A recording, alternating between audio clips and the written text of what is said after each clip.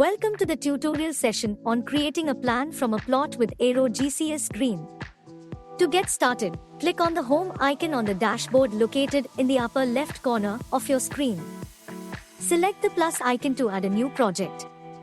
Once clicked on the plus icon, a location map will appear. Click Start here to create a plot. Select Field Plot to proceed mapping the field. As per specific requirement of the application, you can select an appropriate option from RC or mobile or drone or map to plot the field. Once you have selected the appropriate option, proceed by adding points to the plot using the Add Point option.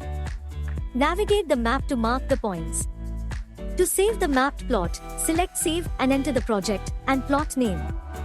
After successfully saving the plot, proceed to create a plan by selecting the Create Plan button.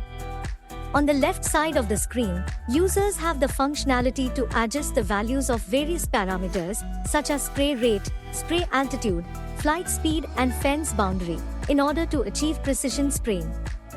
Save the plan with the suitable plan name in the respective project by selecting the Save button.